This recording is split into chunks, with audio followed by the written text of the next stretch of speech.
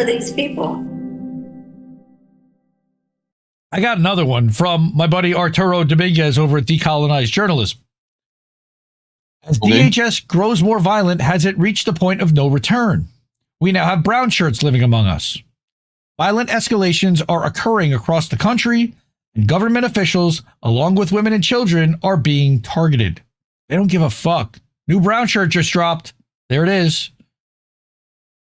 After many non-citizens have been kidnapped off the street and detained for exercising their constitutionally protected rights, such as free speech or freedom of expression via their tattoos or the clothes they wear, and hundreds being renditioned to inhumane prisons in other countries like we just talked about, now the threat of suspending habeas corpus, which we've done in 2012, thank you, Obama, and sending migrants to places like Libya, which is in the middle of a civil war, the administration's lawlessness is growing exponentially because they realize nobody's going to stop them.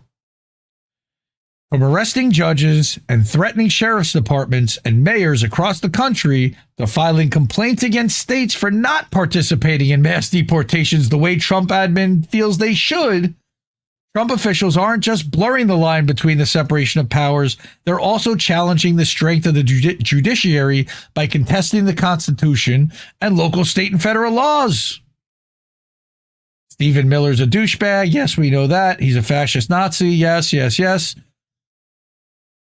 With the recent arrest of a mayor, along with using various federal agencies such as the DEA, the ATF, the U.S. Marshal Service, among others, to conduct raids alongside ICE, as well as the Michigan Attorney General's office, which has always operated on the edge of illegality.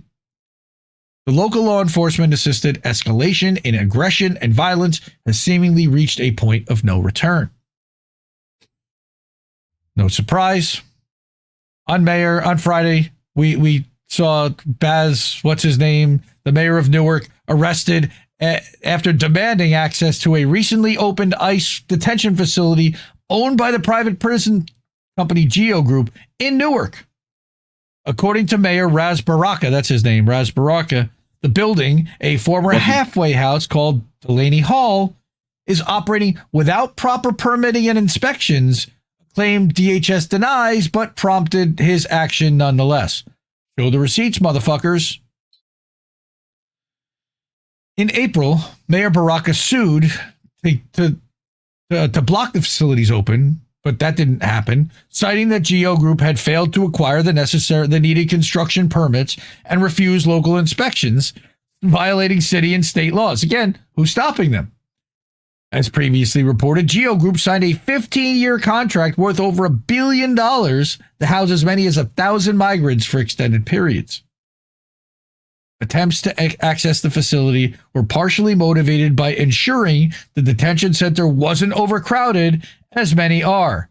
So naturally, they're going to block you from getting in and confirming that they are certainly overcrowded. I mean, imagine giving a contractor, go back up. How much is that? $1 billion. $1 billion. Okay, give you the contractor $1 billion. You've got to you've got to make a house that can house 1,000 people for extended periods. What? Okay. No, not one. Oh no, it can be multiple facilities. It's not even saying that there was just this for this one contract. Right. All right. That's for all of ICE. So today, the city of Newark is filing a complaint with Essex County Superior Court because ICE has opened their Delaney Hall facility without following proper building safety protocols. They failed to give city officials access to conduct inspections required under municipal ordinances and state code. This violates city and state law. They just don't give a shit. You're going to have to send the cops and somebody in there to fight the feds. Good luck. Baraka's arrest occurred as 3 members of Congress were planning an oversight visit to the already controversial facility. The New Jersey delegation of lawmakers consisted of Reps Robert Menendez, that's not Bingo Bob, the Egypt corrupt guy that just resigned out of Congress. All right. LaMonica Ivor. Congress? and Bonnie Watson Coleman. They're all like representing Essex County in the Newark area. Yeah. The New Jersey Devils. We got it. As members of Congress, they cannot be denied access to an ICE detention facility. And as they were entering, Homeland Security alleges that Mayor Baraka tried to force his way in a claim rebuked and debunked by video evidence. Then they pushed her. This didn't stop Homeland Security Assistant Secretary from immediately releasing a statement portraying a much different narrative than what occurred. What a shock. Brown shirt's gonna brown shirt. Oh, did they Photoshop his hands? And she accused the lawmakers of storming the facility. Right-wing social media echoed her words and exploded with wild accusations of assaults on several law enforcement officers, and they're going to serve and arrest Congress. A pepper, even. Which is a claim not initially made by any federal agency, including DHS, until Saturday. Quote, members of Congress storming into a detention facility goes beyond the bizarre Politico stunt and puts the safety of our law enforcement agents and detainees at risk. I want the fucking cameras in there. Let the cameras in. Members of Congress are not above the law. No, members of DHS apparently are, because they don't have to follow state regulation, city ordinances, inspections, or anything else. Cannot illegally break into detention facilities. It's not a legal detention facility, asshole. That's the argument. Is above the law.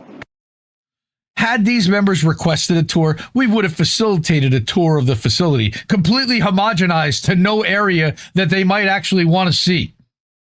This is an evolving situation. Somebody needs to fire that motherfucker, or at least lock him up, for now preventing Congress from entering the facility. McLaughlin's reactionary response came before video evidence surfaced online, and it would have benefited her to wait, take a breath, and see what happens. Instead, she exposed how the administration operates like a far-right social media does. Okay, much like claiming mass shooters are trans immigrants before any facts are known, the Trump camp tries to get out in front of a story and develop a narrative that their base can feed off of and spread across the internet. True or not? Most likely not.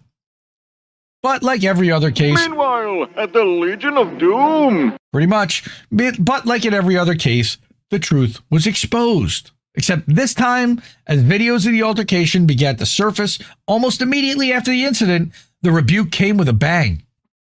Despite this, DHS made no corrections, nor is it recanted the outlandish claims that McLaughlin continues to make. They have their narrative and they're sticking to it. Forget what the tape shows. Her language shows... I reject your reality and substitute my own. 100%. It was alternative facts, was Kellyanne Conway's thing, right? Mm-hmm. But she caught me on the counter. It wasn't me. She even caught me on camera. It wasn't me. All right. The lawmakers had a right to be there. Okay, they planned to take this fictional tale of painting the lawmakers who had a right to be there, and after arresting the mayor of the largest city in New Jersey, as if they were operating outside the law, to criminalize them in the public's eye. Again, Mayor Baraka, why haven't you sent anyone in to arrest the people at the ICE facility for violating the city laws and for operating a facility illegally? After the altercation, Representative Robert Menendez held a press conference and described what took place. His statement was backed by video evidence seen across social media. Soon after, the far-right narrative began to change. However, the escalatory language remained the same on social media, accusing Democrat lawmakers and the Newark mayor of assaulting police, something that did not occur, and violating various laws that have no bearing on the situation. All right. How dare you, Mayor Baraka Waka Flocka Flame? What does have bearing, again, it's stupid because he should have locked up the people in the facility and it should never have opened in the first place. Despite multiple Yeah. protesters being present, around 10 DHS agents emerged from the facility to detain only Baraka for trespassing, suggesting that he was targeted. He also wasn't a member of Congress who was legally allowed to be there. No one else in the crowd was charged. The mayor denies being on the property after being told to step back. And according to the video, it appears that he was not on the detention center's property when apprehended. Huh. Local organizer Viri Martinez told Guardian there was yelling and pushing. Then the officers swarmed Baraka. They threw one of the organizers to the ground. They put Baraka in handcuffs and put him in an unmarked car. This is a mayor. Even so, acting U.S. Attorney for New Jersey, Alina Habba, says Baraka ignored warnings from Homeland Security investigations agents to leave the property, which videos show he did.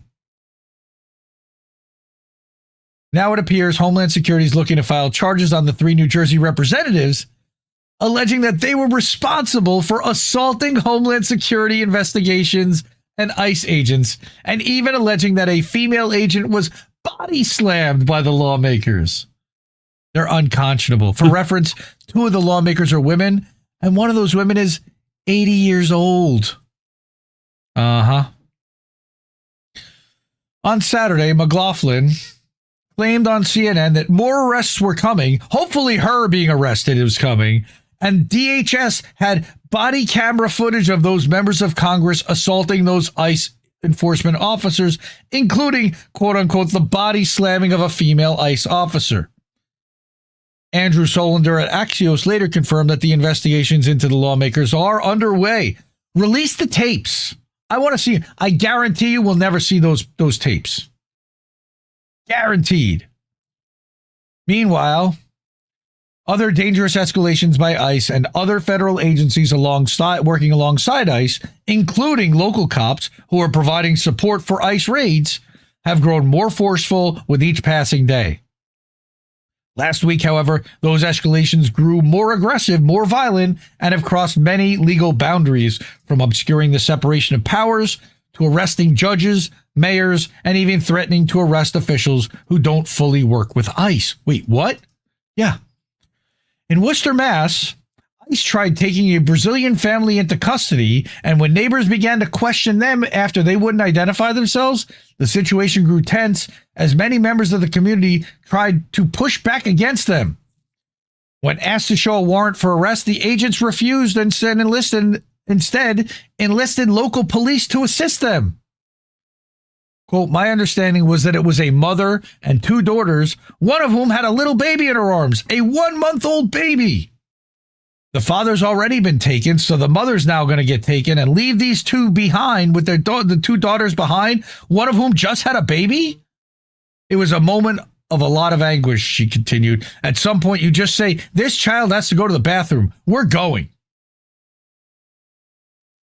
Once police arrived, the situation grew more tense and aggressive. What a surprise, because cops only escalate the problem, leading police to hold a teenage girl on the ground with her face pressed into the pavement while handcuffing her and arresting another woman. The incident left the community outraged, like so many others across the country, because ICE routinely skirts the law to conduct its operations. Like we said, we have Brownshirts that are operating under their own set of rules, which are none. Its agents are further corrupting agents from myriad agencies and putting the general public at greater risk. Because once you're attached to ICE and once you're doing it on behalf of ICE, you'll get away with whatever the fuck you want. Videos of violent ICE arrests are spreading across the country 3 months into Donald Trump's second term. Just this week in Massachusetts, several ICE actions went viral on social media. In Newton on Monday, 2 men were forced out of a car as agents smashed in the windows. 1 man was dragged out and tackled by 5 agents. And in Worcester on Thursday, chaos erupted as ICE arrested a woman, and Worcester police arrested 2 others after a crowd formed to challenge the ICE arrest. Worcester police said in a statement that they responded to preserve the peace and prevent anyone from being injured. Local police in Massachusetts are required to report the names of those arrested. But because ICE typically does not, it can be difficult to get information unless the detainee has a lawyer. ICE's secrecy fuels claims that agents are disappearing people with no due process, even in cases when those arrested face criminal charges. One of the men arrested on the Watertown Newton line this week had faced charges related to abuse allegations. But immigration lawyers say many people arrested often have no records. I fear that this country is becoming a police state, that folks have their basic constitutional rights are being trampled. It's a terrifying vision of the road that Trump is taking us down. ICE did not respond to requests for comment, but the Trump administration says it's going after the worst criminals while arresting so-called collaterals They're really bad. illegally. Civil rights experts are calling for greater transparency. That's from Yoda ICE. on They say YouTube's withholding information Smoke More the makes it Weeds. easier to deport people. Awful. Awful. That's WBUR. We actually brought the WBUR article about Ramesha Ozturk last week. They seem to be doing really good work lately, too. And yet it gets worse. In Oxnard, California, ICE agents took a father into custody in a convenience store parking lot and left his children in his vehicle abandoned. Child endangerment. Why isn't anybody charging the ICE agents and arresting them for child endangerment? Because they covered their faces? I don't know. I would arrest everybody at the facility that father was taken to. These people have no fucking balls. These actions are happening several times a day all over the nation after we've seen agents smash people's car windows, raid the wrong house intentionally, and rob a family, and take people's children from them as they're being deported back to their home countries, while also deporting U.S. citizen children despite being protected by U.S. law. The next logical step for a tyrannical government is to disappear U.S. citizens for opposing Trump's policies, which is already starting to happen, by the way. I've heard of the one in Arizona that got sent to CONTAMINATED, a guy from Houston. An administration that willingly lies to hundreds of millions of people is absolutely dangerous, especially considering every time they're caught, they escalate, they double down. The clear motivation here is silencing opposing voices, including lawmakers and elected officials on every level. When it doesn't work, the administration pushes harder by inventing stories and trying to charge people criminally based on these delusional tales. If you didn't think they'd come after U.S. citizens, as many have warned, take note. This is precisely how they'll do it. If they can go after mayors and members of Congress, what's going to make anyone think they won't come after any of us? Nearly every federal law enforcement agency, along with local and state cops, is participating in this massive government overreach. It's like an Order 66. That should terrify everyone. Support Arturo, decolonize journalism over on Substack, extremearturo.substack.com. Give him a monthly subscription. Dude's doing great work lately. Killer. Also writes for Unicorn Riot and other independent publications. A true independent. And he's from Jersey, I found out this week. And we're about the same age. Good dude. Speaks fluent Spanish. Talks with the people in the facilities. Has family of all different shapes, sizes, and colors. Really has a perspective that we need. If YouTube decides to kiss the Trump administration's ass, they certainly won't remonetize us for that. So if you're able to, and it means, please support the independent media you want to see. Support INN. Throw us a couple bucks over on ko-fi.com/Indie News Network. Best way to do it. Cash App, $Indie News Network. PayPal.me/Indie News Network. And at INNnewsletter.com or over at IndieMediaToday.com. That's my newsletter where you see the thing above my head. Support independent media, kids, because we need it more than ever. And I love you. And have a good night, fam. Keep listening to what boats have to tell you. No! We just fucking lost the stream! You can't keep giving us nothing and think we're bluffing about coming for your heads. Why play civil if you won't listen? 50,000 died. And now we know our mission. We form a militia, make Congress a prison.